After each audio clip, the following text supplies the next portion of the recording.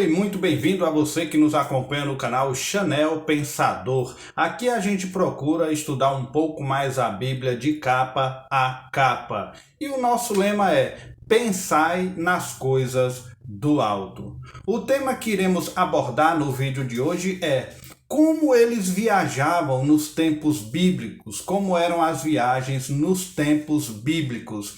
Esse é o primeiro vídeo de uma sequência de 2 vídeos nesse tema.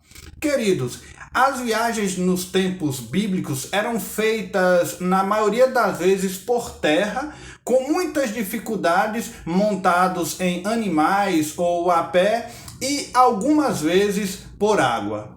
Eram muito diferentes de hoje e por isso precisavam-se de esforços e determinação para trilharem essas viagens. Mas aos poucos foram melhorando, né? E os meios para viajar foram ficando mais adequados. Apesar disso, sempre havia alguém disposto a correr o risco e enfrentar as dificuldades, né?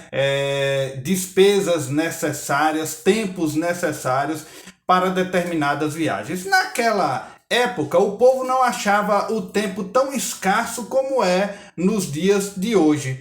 E eles não viam problema algum, por exemplo, em tirar um mês de folga para ir apreciar maravilhas do mundo, ou, claro, viajar para visitar alguns parentes, né, e amigos. Claro que nem todo mundo poderia viajar muito naquele tempo, como é nos dias de hoje. Sendo assim, como eram as viagens nos tempos bíblicos?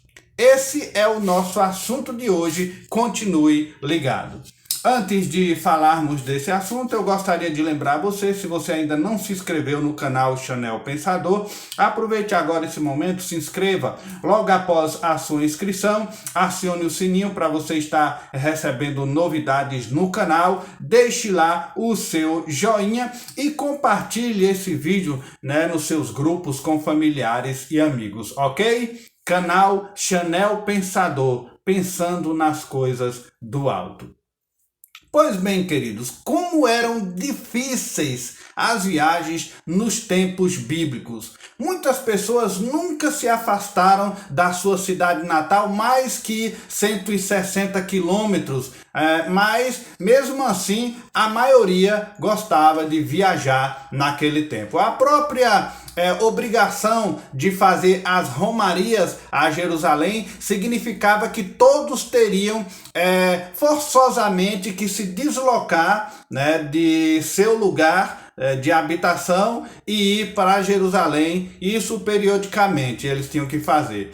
Como nas festas principais, em recenseamentos, sobre festas e recenseamento, nós temos 2 vídeos no canal, né? E eu convido você a pesquisar aqui no canal Festas Judaicas. Consulte, temos 2 vídeos falando sobre esse assunto, se você quiser aprender mais sobre como eram as festas dos judeus. Pois bem, essa mobilidade tinha profundas implicações sociais, essa locomoção, essas viagens naquele tempo. Essas viagens, né, possibilitavam boa circulação de ideia entre o povo de Israel. Os judeus olhavam com desconfiança o mundo lá fora. A verdade é que não podiam ignorá-lo. Todos tinham parentes ou amigos que já haviam visitado cidades distantes, presenciado práticas religiosas em outras regiões pagãs, né, conhecido o sistema de valores de outros povos, enfim. Então não podiam limitar-se a considerar apenas as meras tradições judaicas. Eles queriam conhecer o mundo, outras coisas, ideias, costumes do mundo. Em alguns casos, contatos com o exterior tinha ameaçado seriamente a maneira de pensar do povo daquela época, mas também ampliar ali também oportunidades, que é o que nós vamos discorrer durante esses vídeos. O que essas viagens proporcionaram para o povo bíblico bíblico e para a civilização no mundo. O que essas viagens causaram? No tempo do Evangelho, essas viagens, apesar de algumas dificuldades próprias da época, eram possíveis viajar bem, né? Por incrível que pareça. E isso constitui uma bênção para a nascente igreja daquela época e para a expansão do Evangelho. A mensagem do Evangelho chegou ao mundo num instante, em um certo período de tempo, num certo momento, devido a essas viagens e as condições de viagem. Porque, queridos, aliás, uma das acusações feitas contra os apóstolos foi a que eles haviam transtornado o mundo, conforme o relato em Atos dos Apóstolos, no capítulo 17, versículo 6. Eles tinham ganhado o mundo, a mensagem do evangelho havia se expandido de forma rápida, né, como uma faísca em um monte de palha, e isso possibilitou o crescimento da igreja primitiva. Em pouco tempo, a igreja corajosamente comunicava as boas novas a outros povos, até os mais distantes pontos turísticos conheceram a mensagem de Jesus.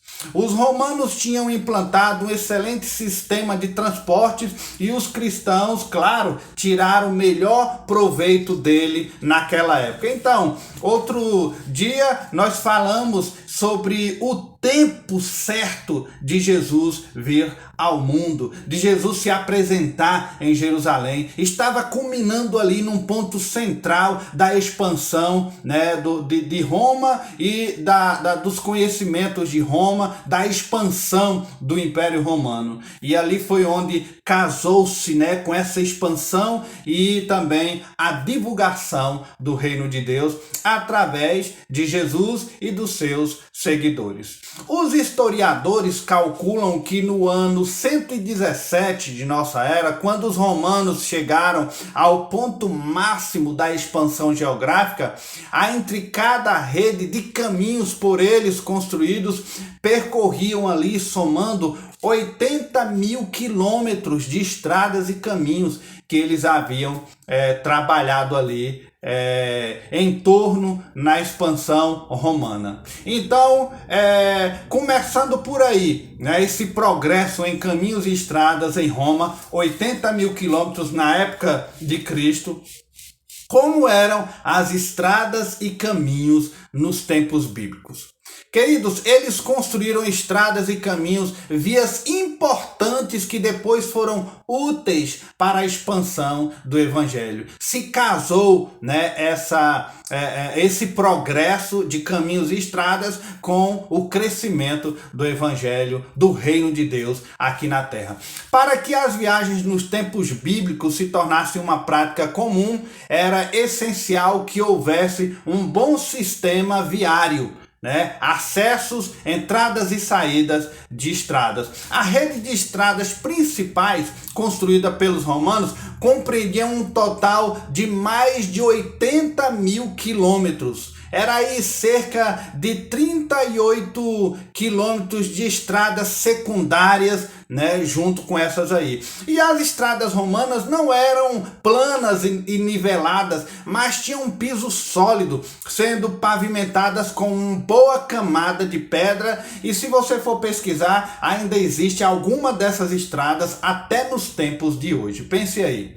A estrutura dessas estradas era muito bem feita para durar esse tempo todo. Primeiro se fazia a terraplanagem, seguida de uma boa camada de areia, argamassa, e por cima eles colocavam pedras e iam ali pisando, né, forçando aquelas pedras para se acoplarem e formarem as estradas daquele tempo. Depois vinha outra camada de brita com argamassa, por cima colocavam uma camada final de lajes de pedras ou blocos, e assim estava feita a estrada. Para prevenir erosões, faziam-se valetas dos dois lados da estrada para a água correr entre elas e não na estrada.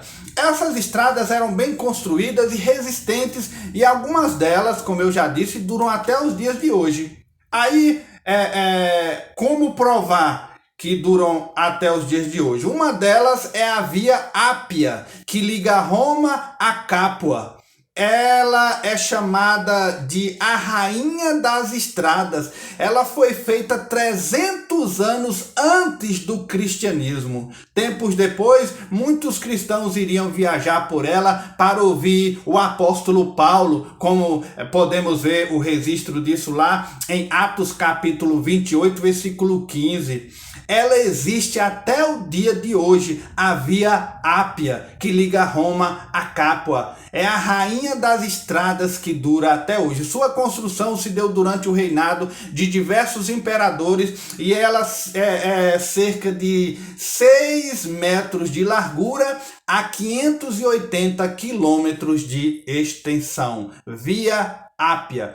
Essas estradas tão bem construídas não apenas propiciavam acesso aos pontos distantes com rapidez, mas ainda oferecia a facilidade de se viajar em segurança, ao mesmo tempo na sua agilidade como na segurança que elas ofereciam. E os cursos de água também eram obstáculos para os construtores, né, dessas estradas naquela época, pois possuíam bons conhecimentos de engenharia e eles construíam excelentes pontes para que os cursos de água não danificassem as estradas. Mas havia também caminhos mais antigos que eram menos transitados nos tempos bíblicos, porque eram mais chamados de trilhas, né, que tinham sido ampliadas pelo uso costume do pessoal naquela época. Essas eram de mau uso, não tinham não eram muito trabalhadas, tornavam muitas vezes intransitáveis em certas ocasiões, quando o tempo fechava, né, era bem difícil o acesso a elas. Havia as estradas bem planas, de fácil percurso, mas outras possuíam buracos pelas rodas da carruagem. Esses buracos eram acrescidos, né, ou pela passagem de quantidade de animais. Mesmo assim, existiam estradas famosas em Israel nos tempos da Bíblia Sagrada. Em Israel havia 2 estradas principais pelas quais se podiam deslocar com relativa rapidez na direção norte e sul de Israel. Uma delas era chamada a Estrada Real. Essa estrada real é citada no livro de Números, capítulo 20, versículo 17. Esse texto aí fala sobre ela. Ela ia de Damasco até o Golfo de Akbar, né? Essa é a primeira. Ela deve ter pelo menos 4.000 anos de construída, né? Foi construída pelos hebreus, que também viajou muito tempo por ela. Foi conduzido por Moisés em demanda da terra de Canaã, e isso está registrado em Números, no capítulo 21, versículo 22. A outra grande artéria da região era uma outra via chamada Via Maris. Ela ia do Meguido, seguido pela costa do Mediterrâneo, e ela ligava o Meguido até o Egito. Uma outra estrada famosa era a de Jericó para Jerusalém. Ela é mencionada em diversos relatos bíblicos e o mais famoso dele está no Evangelho de Lucas. Esta é a menção mais famosa que é feita dessa estrada do caminho de Jericó, que é dentro da parábola do bom samaritano, registrada em Lucas capítulo 10.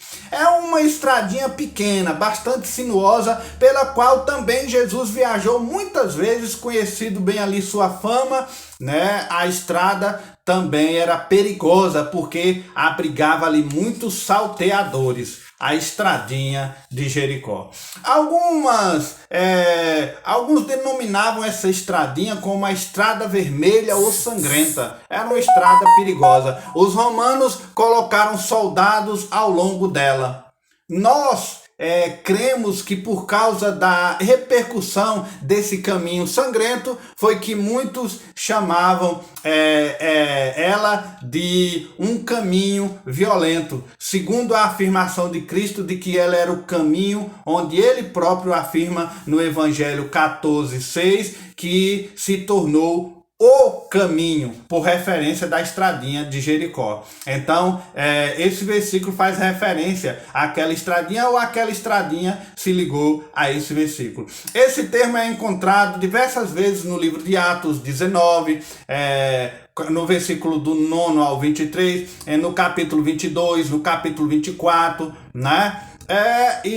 Citado essa estrada de Jericó. Parece que os cristãos primitivos entendiam a vida como uma jornada.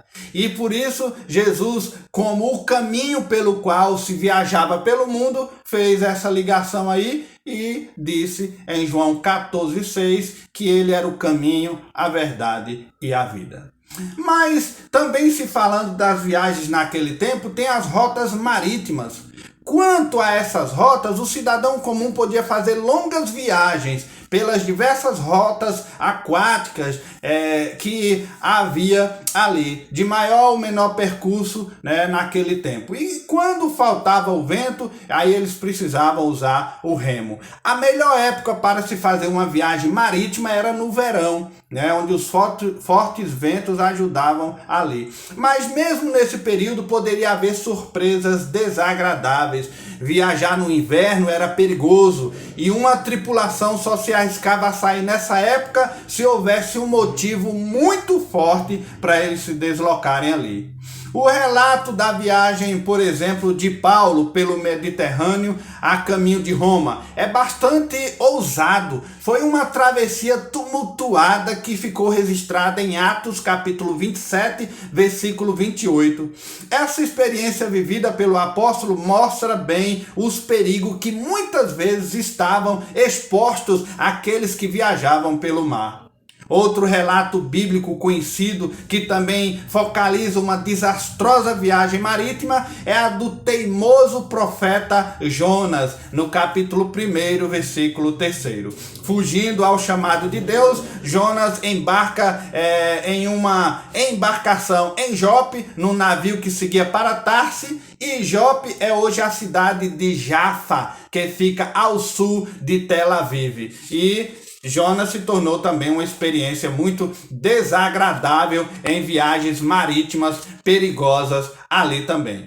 Ainda não se sabe ao certo a localização de Tarsis, embora saibamos que era um porto do Mediterrâneo naquela época, conforme alguns mapas antigos.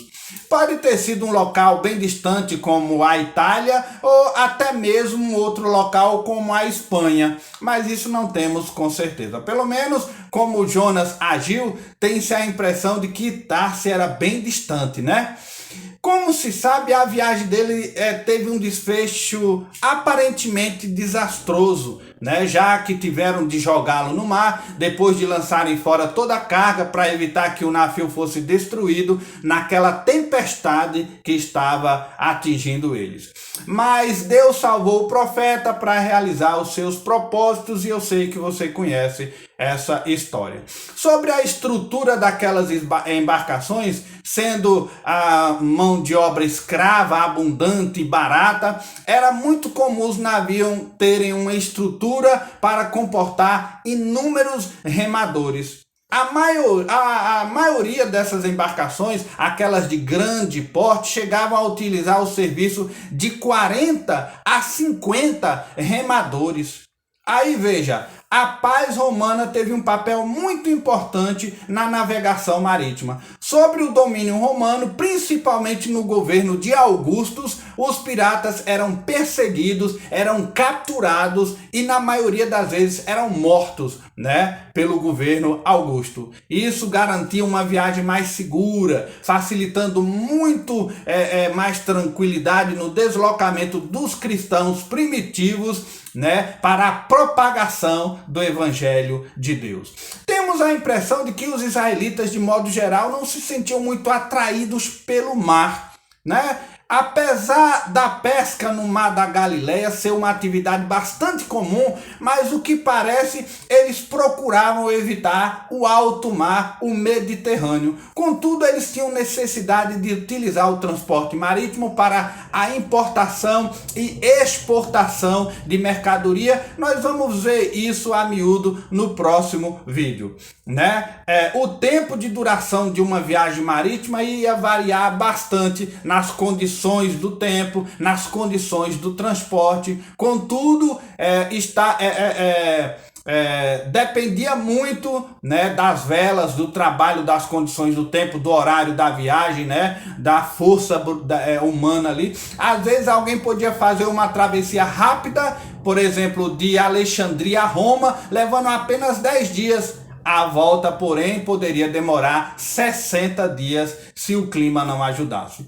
Devido ao crescimento dessas viagens marítimas, surgiu então a navegação comercial, né, dos tempos bíblicos, mas este é um assunto para o nosso segundo vídeo da série, como eram as viagens no tempo bíblico. Se você não se inscreveu, se inscreva em nosso canal, acione o sininho para você estar recebendo a segunda parte desse estudo, ok? Como eram feitas as viagens nos tempos bíblicos, o que elas contribuíram para o progresso da civilização e para a expansão, né, do evangelho do reino de Deus aqui na terra, ok? Espero que você esteja gostando desse assunto. O próximo vídeo trará outras grandes boas novidades a respeito das viagens nos tempos bíblicos. Continue a nos acompanhar no canal e até o nosso próximo vídeo então. Fique com Deus.